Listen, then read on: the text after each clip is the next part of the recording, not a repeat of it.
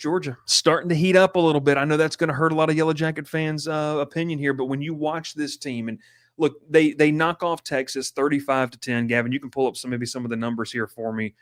But, this word was used in the Discord. It was used on the broadcast, and I think this is really, in my opinion, one of the best ways to describe what this Georgia team is doing right now.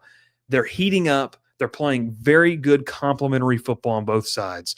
And they're also kind of bullying some people up front, which is something was a cause for concern heading into this season. I think they've gotten a lot better at running the football over the course of the year. But Georgia is a team that is starting to play, it feels like, their best brand of football right now. That's when you want to do this, right? Gunnar Stockton seems very locked in, very comfortable. Mike Bobo, contrary to popular belief, is a really good offensive coordinator and has done a really good job at keeping Georgia's offense pretty efficient. But when you look at what they did against Texas, it's not just offensively what they were able to do. Texas is a team that we knew coming into the game, the Longhorns were going to have to run the football. Their offensive line hasn't been great really all this season, but it's not just the offense for Georgia. The defense for Georgia has stepped it up. And that front seven, while it's not necessarily what it was a couple of years ago, I hate that I even said that statement because that was a literal, you're going to look back at it's one of the best defenses in the, am I saying this right, Gavin? The millennium? Would that be the 2000s? Like in terms of that, it really is. Like in the 25 years that we've been in the 2000s, that was one of the best defenses. You probably could put what, Gavin? I mean, I'm obviously going to go like 2011 Bama, 2011 LSU has got to be in that kind of category.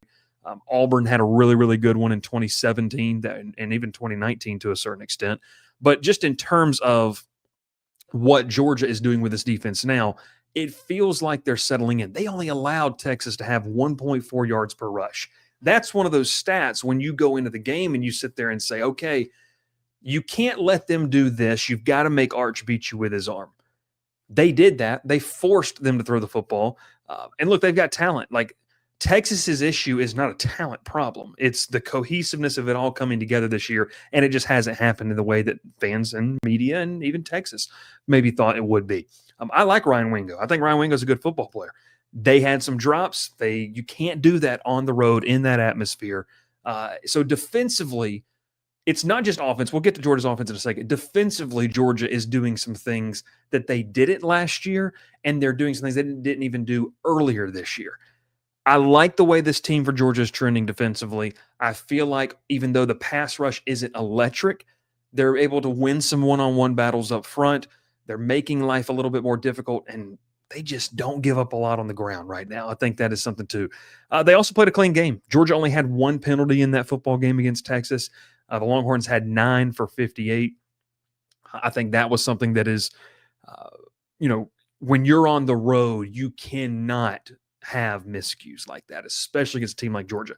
I thought the broadcast did a good job of kind of saying this out loud, but Georgia is a team that that they're going to make second half adjustments. They're probably the best team in the country this year in terms of doing that. Regardless of how they start, it's like it's a heavyweight boxer, and Kirby Smart is feeling things out in the first half, maybe to the frustration of fans.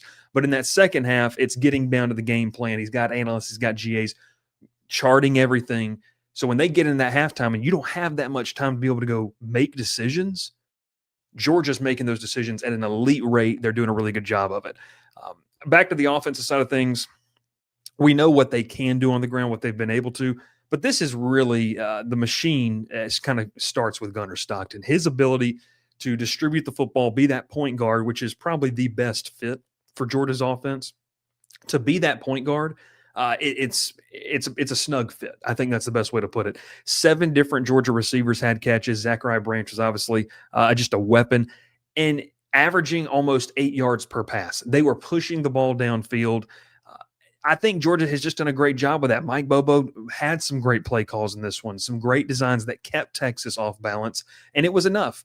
Georgia 4 of 11 on third down, Texas 2 of 12. It wasn't necessarily, the cleanest game in terms of what you want for third down, but they made you play. They made you pay when you lined up in crucial situations, and that was the big thing too. For Georgia, the one thing I love about them right now, if I'm a committee member or I'm looking at this like, hey, could they win the whole thing? Is they're building momentum. Shout out Noah Thomas, what he's got, having 3 touchdown catches in the last 2 games. Starting to get some momentum, some comfortability in that offense. You're a team that's just building some momentum at the right time. You didn't peak too early. You're starting to hit your groove. Can you keep that up? Obviously, it's going to be interesting to see. They've got the game against Charlotte, which will be the tune-up for the game in Mercedes-Benz in 2 weeks. But that's something for me when I look at what Georgia does. I think what they do plays home and road, and you've got to really get them off kilter, really off center to be able to do that. A couple of teams have done that within the last calendar year. Notre Dame did it. Alabama has done it. And credit, Georgia Tech did it for 3.5 quarters. So you've really got to screw things up for them. You've got to make them make mistakes.